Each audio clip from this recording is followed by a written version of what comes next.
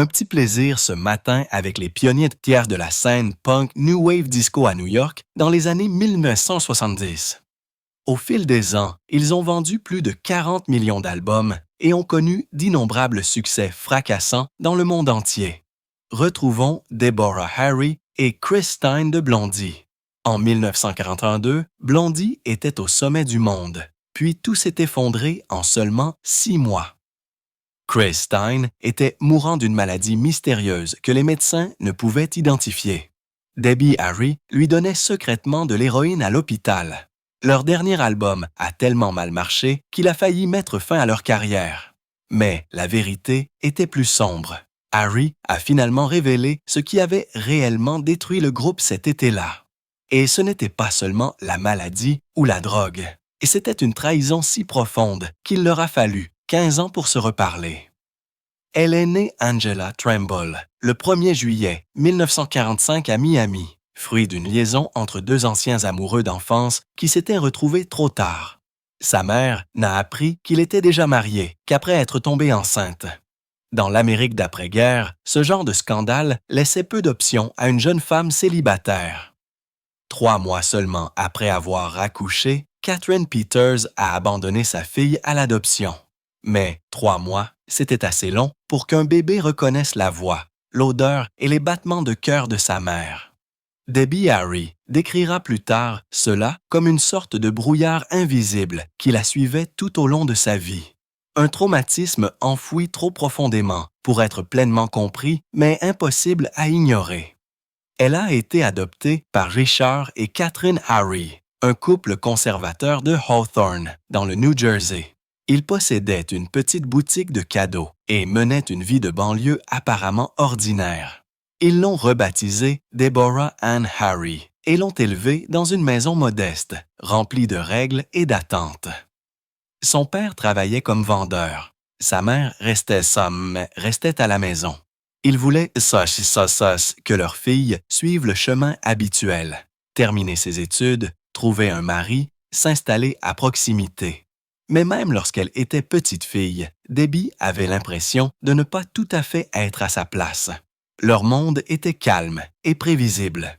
Le sien était plein de bruit, de couleurs et de mouvements. Juste de l'autre côté du pont se trouvait New York, et d'une certaine manière, même à cette époque, elle pouvait sentir qu'elle l'appelait. Quand elle avait 4 ans, ses parents adoptifs lui ont dit qu'elle avait été adoptée. Ils l'ont expliqué avec douceur, en lui donnant un aspect spécial. Et au début, c'est ce qu'elle a ressenti.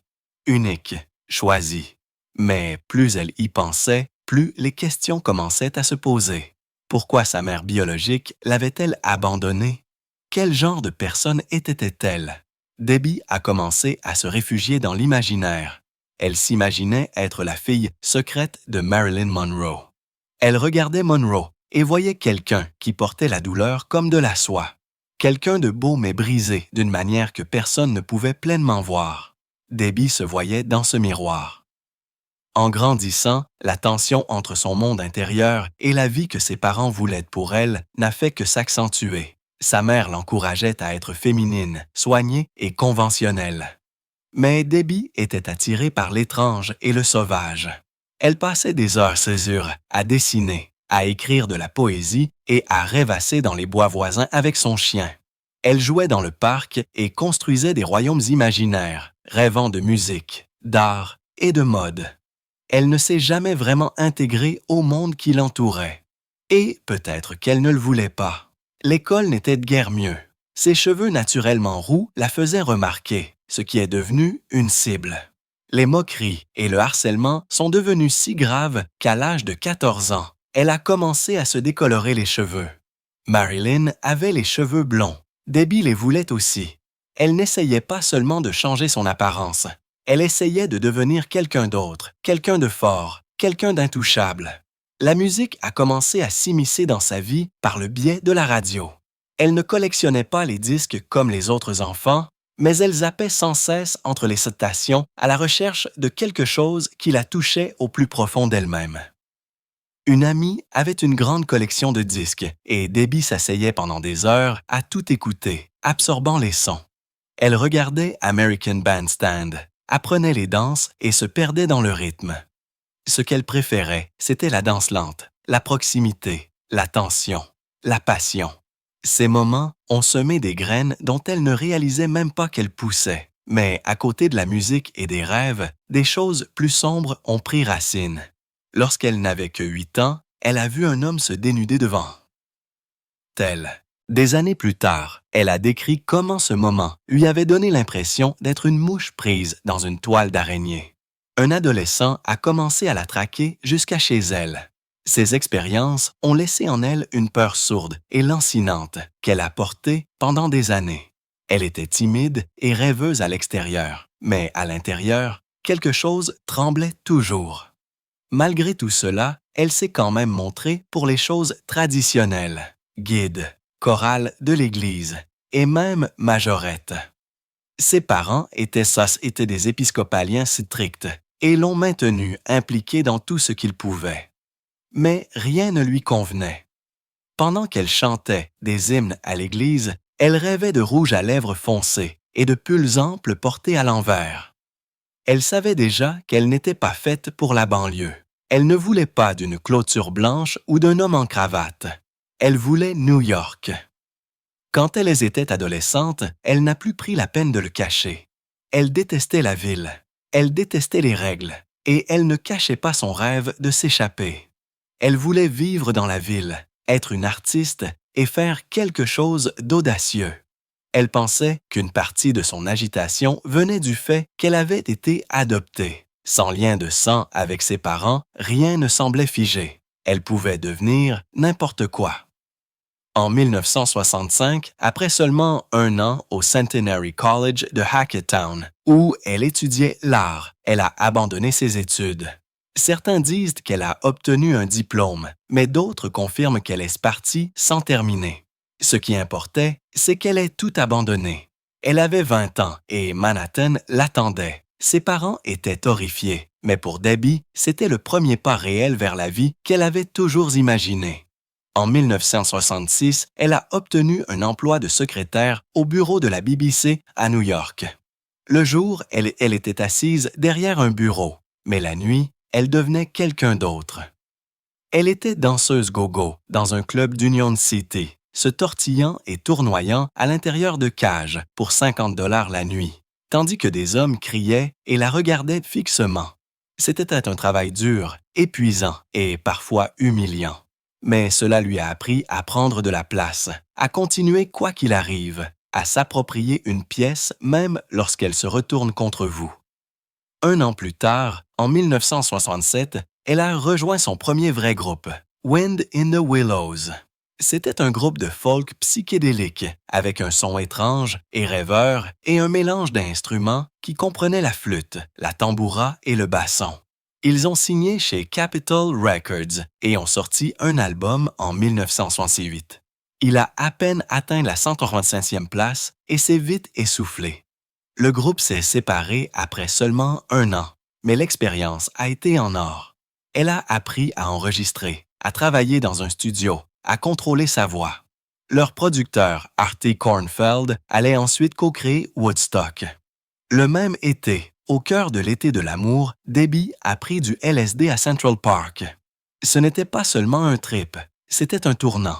Elle a dit plus tard que cela avait ouvert son cerveau en grand, recablé sa façon de voir l'art et la vie, et tout ce qui se trouvait entre les deux. Comme tant d'artistes de l'époque, elle a utilisé des psychédéliques pour s'affranchir des règles qui l'avaient toujours opprimée. En 1968, elle a obtenu un emploi de serveuse au Max Kansas City à Manhattan. Ce n'était pas n'importe quel bar. C'était le cœur battant de la scène underground new-yorkaise. La bande de Warhol se réunissait dans l'arrière-salle. Artistes, drag queens, musiciens, marginaux. Debbie servait des boissons aux mêmes personnes qui réécrivaient la signification même de l'art. Une autre serveuse a dit qu'elle était toujours défoncée et qu'elle laissait toujours tomber des hamburgers dans les laboratoires des gens. Mais Debbie s'en fichait. Elle s'imprégnait de tout. Les looks, les sons, l'attitude. Elle ne se contentait pas de regarder. Elle était en train de devenir. En 1973, Debbie Harry a rejoint un groupe étrange et électrique appelé The Stilettos, un mélange de cabaret et de punk qui ressemblait plus à un spectacle de théâtre qu'à un concert. Le groupe avait été créé 1 an plus tôt par Elder Gentile, également connu sous le nom d'Elder Stiletto. Et c'était sauvage, désordonné et bruyant, dans le meilleur sens du terme. Debbie n'était pas la seule à chanter. Rosie Ross partageait le micro. Chris Stein jouait de la guitare, Fred Smith était à la basse et Billy O'Connor tenait le rythme à la batterie. Leur son était brut et sans fioriture, comme le nerf à vif de la scène punk qu'ils contribuaient à créer. Ils ont joué dans de petits clubs sombres comme le CBGB, le Club 82 et le Maxis Kansas City. Tout chez eux était sauvage, même les drames en coulisses. Le même hiver, Rosie Ross a claqué la porte et a quitté le groupe, remplacé par Amanda Jones. C'était chaotique, mais aussi palpitant. C'est dans ce tourbillon que Debbie a rencontré Chris Stein. Il était un étudiant en art de 24 ans, calme mais observateur. Et dès qu'il a vu Debbie se produire au Bourne Tavern, il a été accroché. Debbie avait une coupe de cheveux courte et garçonnière à l'époque, pas encore la blonde emblématique, mais Chris ne pouvait pas la quitter des yeux. Ils ont commencé à parler, ont réalisé qu'ils partageaient une obsession pour les films d'horreur et tout ce qui était bizarre et quelque chose a fait tilt. Chris a rejoint le groupe et les deux sont devenus inséparables. Leur relation durera des décennies. Parfois romantique, parfois juste un partenariat, mais toujours profondément liés. Chris a dit plus tard que la rencontrer était la meilleure chose qui lui soit jamais arrivée. En juillet 1975, le chaos chez les Stilettos a atteint un point de rupture. Debbie et Chris sont partis. C'était une décision effrayante. Sans groupe stable et avec à peine d'argent, Debbie a accepté un emploi de Bonnie Playboy à Vernon Township, dans le New Jersey. C'était loin du punk rock. Elle portait la tenue, servait des boissons et souriait à des inconnus qui faisaient des commentaires horribles, mais elle l'a fait parce qu'elle devait survivre. Elle avait déjà été serveuse, mannequin et même danseuse, tout ce qu'il fallait pour s'en sortir. Cette époque lui a appris à gérer l'attention non désirée, à prendre le contrôle d'une pièce et à garder la tête haute. Ce n'était pas glamour, mais cela lui a donné une carapace dont elle aurait besoin plus tard. La même année, les choses ont empiré. Debbie et Chris, comme beaucoup d'autres dans leur milieu, ont sombré dans l'héroïne. Ce n'était pas soudain, cela s'est insinué. Une partie de la vie nocturne, une partie du stress, une partie de tout. Les factures s'accumulaient, les concerts étaient instables, et bientôt, la dépendance s'est emparée de leur vie. Même s'ils continuaient à jouer et à écrire de la musique, ils étaient ce que Chris appelait des toxicomanes fonctionnels. À un moment donné, l'IRS a même pris les vêtements de Debbie pour rembourser ses dettes. Mais d'une manière ou d'une autre, ils s'en sont sortis. Ils se sont appuyés l'un sur l'autre, se sont sortis de là et se sont accrochés. Cette période a failli les briser, mais au lieu de cela, elle a forgé quelque chose de plus fort. Debbie a dit plus tard que devenir propre était la seule façon de se donner pleinement à ce qui allait arriver. Après avoir quitté les Stilettos, ils ont recommencé à zéro. La première version de leur nouveau groupe s'appelait Angel and the Snake. Elle a été de courte durée. Ils n'ont joué que 2 concerts en août 1975 avant d'abandonner le nom et de recommencer. En octobre, ils se sont appelés Blondie. Debbie a également auditionné pour d'autres groupes, mais aucun n'a fonctionné. Personne ne la voyait encore comme une star. Robert Bailey, qui prenait des photos au CBGB, a un jour déclaré que Blondie semblait être le groupe le moins susceptible de réussir. Même la composition du groupe n'arrêtait pas de changer. Billy O'Connor a complètement quitté la musique. Fred Smith a rejoint le groupe télévision pendant un certain temps. Ivan Kra est intervenu, mais il est également parti et a fini par rejoindre le groupe Patti Smith. Tout semblait temporaire jusqu'à ce que Clem Burke arrive à la batterie et Gary Valentine à la basse. C'est à ce moment-là que les choses ont commencé à se mettre en place. Leur premier album est sorti en décembre 1976. Il était brut et accrocheur, mais il n'a pas fait de sensation. L'une des chansons, Ex-Offender, s'appelait à l'origine Sex Offender, mais les stations de radio n'ont pas voulu la diffuser. Les paroles provenaient d'un véritable incident terrifiant que Debbie avait vécu avec un harceleur. Même avec son côté sombre, l'album est passé inaperçu. Ils étaient avec un petit label, Private Stock, et ils n'avaient pas le pouvoir de les faire avancer. Finalement, ils ont quitté le navire et ont signé avec Chrysalis Records. En 1977, le label a réédité leur premier album et l'a associé à leur deuxième album, Plastic Letters. C'est à ce moment-là que les choses ont commencé à changer. En Australie, le premier album a grimpé à la 14e place.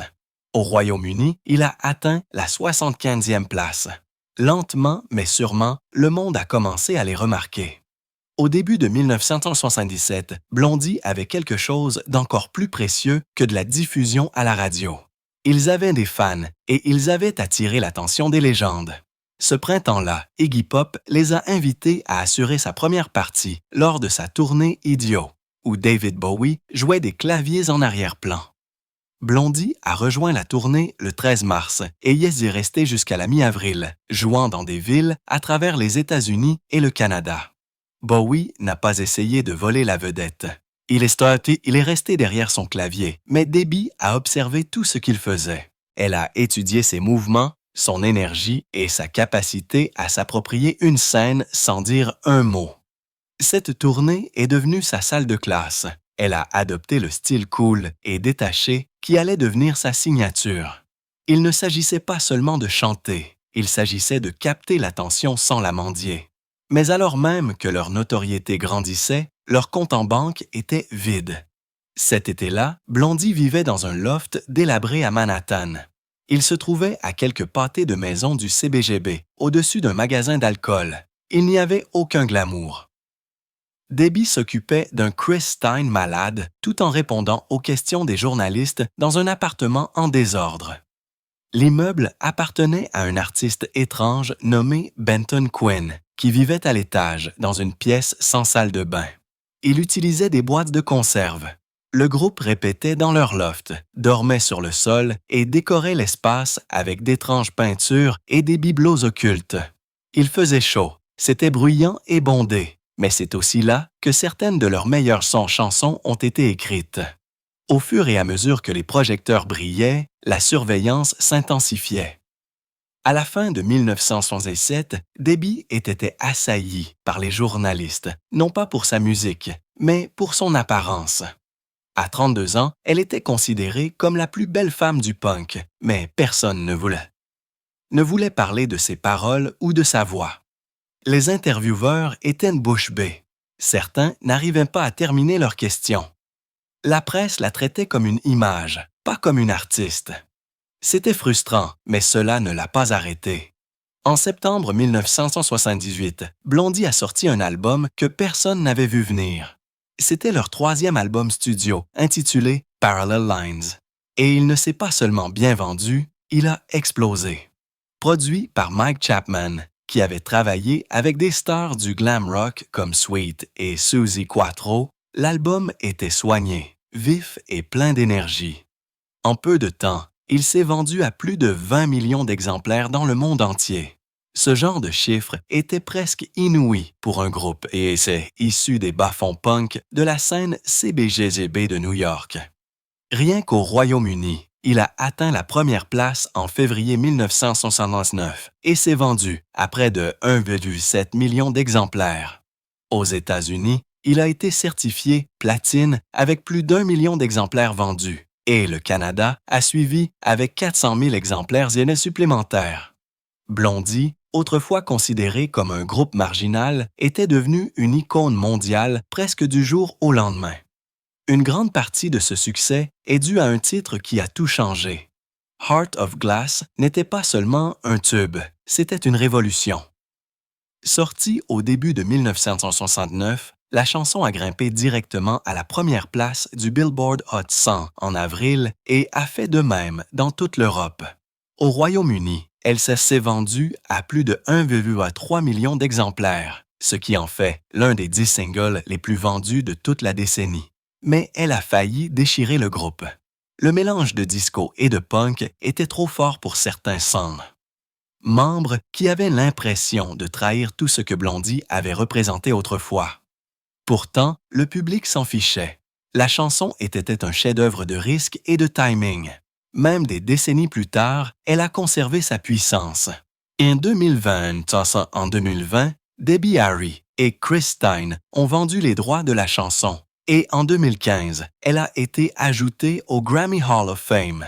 Rolling Stone l'a classée parmi les 500 plus grandes chansons jamais écrites. Mais avant toute la gloire et les combats, quelque chose de spécial s'est produit.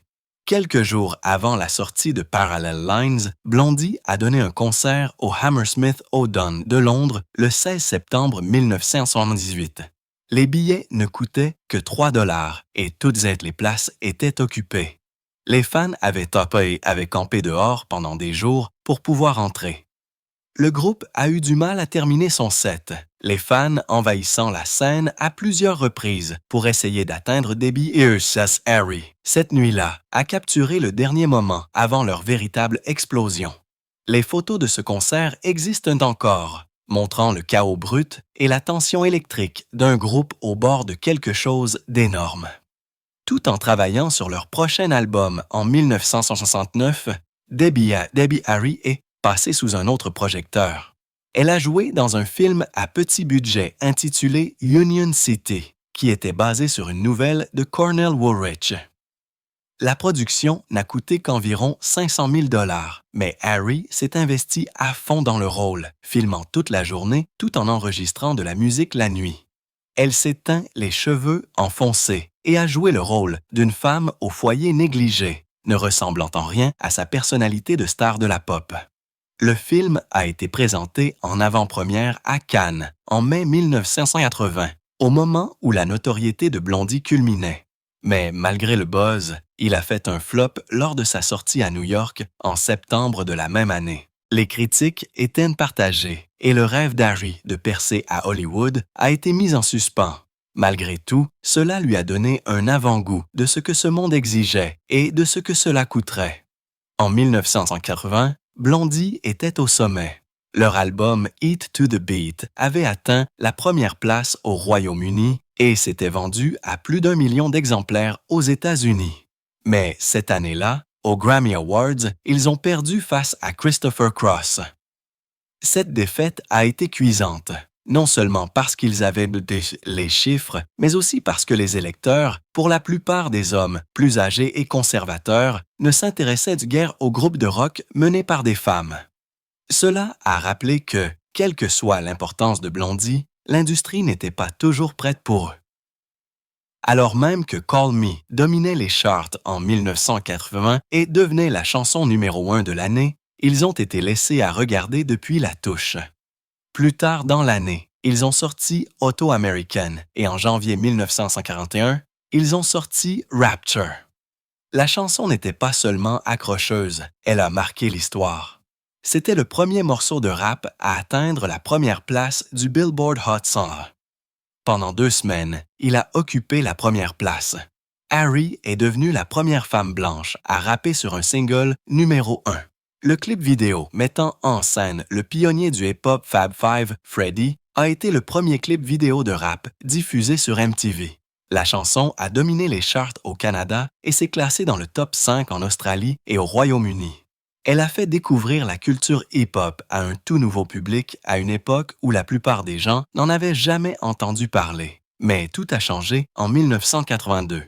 Cet été-là, Blondie a participé à la tournée Tracks Across America, assurant la première partie de Duran Duran. Cela aurait dû être un triomphe, mais cela a failli les tuer. Chris Stein était déjà malade, perdait du poids rapidement et était incapable d'avaler des aliments solides. Il vivait de glace au tofu et personne ne parvenait à comprendre ce qui n'allait pas. Le stress l'a poussé, lui et Debbie, à consommer encore plus d'héroïne. Sur scène, il s'est effondré plus d'une fois. Le 21 août, lorsqu'ils ont donné leur dernier concert à Philadelphie, le groupe était en train de s'effondrer. L'état de Stein était toujours un mystère et leur avenir s'effritait. En 1981, le guitariste Frank Infante avait intenté une action en justice contre le groupe concernant les droits d'auteur et son exclusion de l'enregistrement. L'affaire a été réglée discrètement, mais les blessures sont restées ouvertes. Lorsque Blondie a tenté de se reformer en 1997, Infante et bassiste Nigel Harrison ont intenté une autre action en justice, affirmant qu'ils avaient toujours des droits sur le nom et l'argent du groupe. Lors de leur intronisation au Rock and Roll Hall of Fame en 2006, Infante a confronté Harry sur scène, lui demandant pourquoi il n'était pas autorisé à se produire. Elle l'a regardé fixement et a dit « Ne voyez-vous pas que mon vrai groupe est là-haut ?» Ce moment a fait les gros titres et les dommages causés par ses premières poursuites n'ont jamais guéri. Pendant ce temps, The Hunter, sorti le 24 mai 1982, a été un désastre. Les critiques ne l'ont pas compris et les fans n'en voulaient pas. Le premier single a à peine dépassé le top 40. Il n'y a pas eu de succès et les critiques ont été brutales. Stein a défendu l'album, le qualifiant de meilleur, mais même le batteur Glenn Burke a admis qu'ils avaient peut-être perdu le fil. Les dates de la tournée étaient faibles. L'énergie avait disparu et on avait l'impression que le groupe avait perdu son étincelle. Pour de nombreux fans, c'était la fin.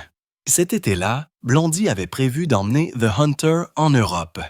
Mais l'état de Stein rendait cela impossible.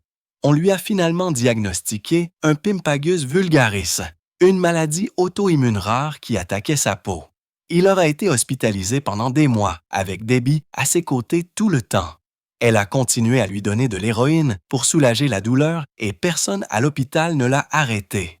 Sans argent de tournée et avec des factures médicales de plus en plus importantes, le groupe s'est officiellement séparé le 1er novembre 1982. Ce n'était pas une seule chose, c'était tout. La maladie, la drogue, l'échec de l'album, le désastre financier. C'était ça, fini. Un an plus tôt, en juillet 1951, Harry avait sorti son premier album solo, Coucou, produit par Nile Rodgers et Bernard Edwards de Chic. La couverture de l'album a été créée par H.R. Giger, l'artiste derrière Alien. Elle montrait son visage percé de gigantesques aiguilles inspirées de ses séances d'acupuncture. Le Royaume-Uni a interdit les affiches et les métros londoniens ont refusé de les afficher. Mais la controverse a aidé. L'album a atteint la 6e place au Royaume-Uni. Aux États-Unis, il n'a atteint que la 25e place. De 1993 à 1946, Harry a tout abandonné pour s'occuper de Stein. Les médecins avaient finalement compris ce qui n'allait pas. Mais le traitement était brutal. Elle réduisait tout en soupe pour qu'il puisse manger. Sa peau cloquait et se pelait. Il était couvert de plaies et s'éteignait rapidement. Harry a vendu des objets personnels pour payer les factures d'hôpital. Elle ne l'a jamais quitté. Finalement, il s'est rétabli, mais la relation n'a pas survécu. Ils se sont séparés, mais cela s'est terminé avec respect et non avec colère. Lorsque Harry est revenu à la musique en 1986, les choses avaient changé. Rockbird a été son retour, sorti en novembre. Le single French Kissing in the USA a atteint la 8e place au Royaume-Uni, mais a eu du mal en Amérique.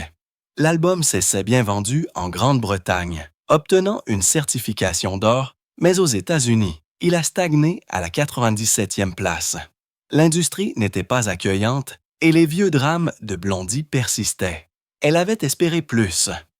En 1997, quelque chose d'étrange s'est produit. Après 15 ans de silence, Debbie Harry a refait surface, pas comme un souvenir, pas comme une guest star, mais comme la voix de Blondie une fois de plus.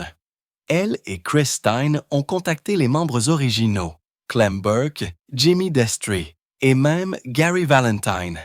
Personne ne s'attendait vraiment à ce que la magie revienne, mais d'une manière ou d'une autre, elle est revenue. En 1999, ils ont sorti No Exit. Et ce n'était pas seulement de la nostalgie. Le premier single, Maria, est allé directement à la première place au Royaume-Uni et a dominé les charts dans 14 pays. Debbie Harry avait 54 ans, mais sa voix n'avait pas pris une ride. L'album a grimpé à la 3e place au Royaume-Uni, à la 17e place aux États-Unis, et Blondie, que l'on croyait enterrée dans le temps, était soudainement de nouveau partout. Mais l'histoire ne s'arrête pas à la musique. En 2019, les mémoires de Debbie Harry, Face It, ont lâché une bombe.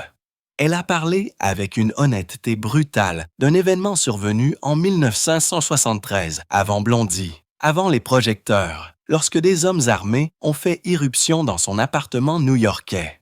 Elle et Chris Stein ont été ligotés.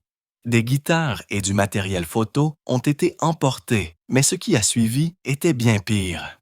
L'un des voleurs l'a agressée sexuellement sous la menace d'un couteau. Dans la foulée, ce qu'elle a écrit n'était pas un appel à l'aide. C'était quelque chose de plus froid, de plus profond. Les guitares volées m'ont fait plus de mal. Cette phrase est restée en suspens. Il ne s'agissait pas d'un déni, il s'agissait de survie. Et cela a montré le genre d'armure émotionnelle qu'elle portait bien avant que la célébrité ne la trouve. Encore plus troublant est ce qui s'est passé en 1972, un an plus tôt. Debbie était à Manhattan, fatiguée, essayant de se rendre dans un club after hours. Un homme dans une petite voiture blanche a insisté pour qu'elle monte. Quelque chose ne sentait pas bon, mais elle est quand même montée. Dès qu'elle s'est assise, elle a compris. Pas de poignée, pas de manivelle de fenêtre, tout était hermétiquement fermé. Elle était piégée. D'une manière ou d'une autre, elle n'a jamais expliqué exactement comment elle s'était échappée. Des années plus tard, en 1989, lorsque le visage de Ted Bundy a envahi tous les écrans après son exécution, elle s'est figée. C'était lui. Le même visage, la même voiture, le même frisson dans le dos. Les autorités ont remis en question le calendrier, mais ces détails correspondaient à des choses que seules les victimes de Bundy connaissaient. Qu'il s'agisse ou non de lui, elle en était sûre. En 2014, Debbie Harry a décidé qu'il était temps de briser davantage le silence. Pendant des décennies, les fans ont spéculé. Était-elle bisexuelle? Elle a répondu avec désinvolture « Oui ». Elle a qualifié les femmes de plus sensuelles et a dit qu'elle n'avait jamais eu d'exigences strictes envers ses partenaires. Elle voulait juste quelqu'un de gentil, de drôle et qui aimait le sexe. Mais il ne s'agissait pas d'une volonté de choquer. Dans un podcast de 2020, elle a expliqué plus en détail. Elle a parlé de son effaceur. Elle a dit qu'elle s'était toujours sentie en droit d'être l'homme qu'elle voulait être. Non pas dans le genre, mais dans l'ambition, dans l'attitude, dans le refus de s'excuser pour sa présence. Aux côtés d'artistes comme Patti Smith et Chrissy Hynde, elle n'était pas seulement une frontwoman. Elle était une force qui ne demandait pas la permission. Puis c'est venu Pollinator en 2017. Le 11e album studio de Blondie et Debbie avait 72 ans. Au lieu de s'estomper dans un statut de légende, elle s'est avancée avec de nouveaux collaborateurs, Johnny Marr, SIA et d'autres. L'album a atteint la 4e place au Royaume-Uni. Le single Fun a lancé une pique à l'âge dans le rock, mais elle n'avait pas l'air fatiguée. Elle sonnait plus aiguisée, plus directe, et cette fois, le message n'était pas seulement musical. Il s'agissait des abeilles, des écosystèmes, de la survie. Elle s'est associée à Greenpeace et à d'autres pour sensibiliser le public, en disant qu'il ne s'agissait pas seulement des abeilles. Il s'agissait de nous, de la survie de l'espèce. C'était le même courage qui l'avait aidé à survivre au pire recoin de la gloire, des traumatismes et de la mort imminente. Mais maintenant, il était tourné vers l'extérieur.